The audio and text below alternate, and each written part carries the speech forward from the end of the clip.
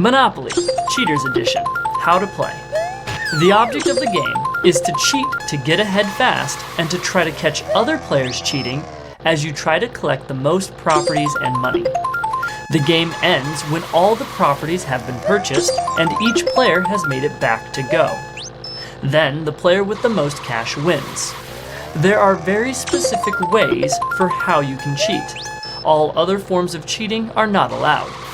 Lay out the board and give each player $1,500 divided into 2 500s, 4 100s, 150, 120, and 3 10s. Players must keep their money spread out in front of themselves and not in a single stack. The rest of the money goes in the bank tray. Put the hotels in the bank tray. Place one hotel on Connecticut Avenue. That hotel is free for whoever buys the property. Shuffle the community and chance decks and place them face down on their spots on the board. Shuffle the cheat cards and place them in the bank tray. Draw 5 cheat cards and place them face up in the center of the board. Place the title deed cards next to their matching board spaces. Each player picks a token and places it on go. Place the dice and handcuffs near the board.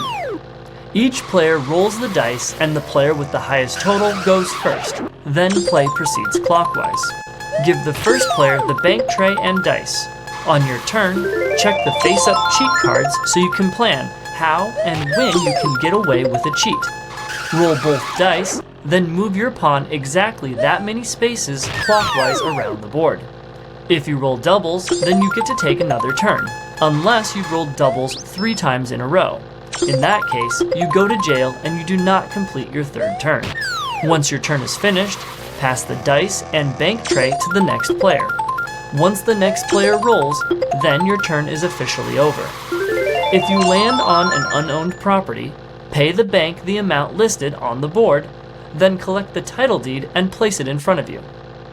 If you don't have enough money, or you don't want to buy the property, then the property goes up to auction to the highest bidder. The bidding starts at 10 and can increase in increments as little as 10. Whoever wins the auction gets the property and pays the bank.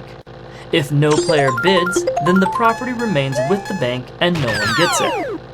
If you own all the streets in a colored set, then you own a monopoly. Rent is now increased for those properties and you may build hotels. When you land on a property that someone else owns, the owner must ask you for rent. If they do, then you must pay them the proper rent price as indicated on their card based on the condition of the property. If the property owner fails to ask you for rent before the next player rolls the dice, then you do not have to pay them. Some cards refer Monopoly Deal, How to Play. The object of the game is to be the first player to collect and lay down 3 full property sets of different colors. Setup. Remove the 4 quick start cards from the deck and hand them out for reference.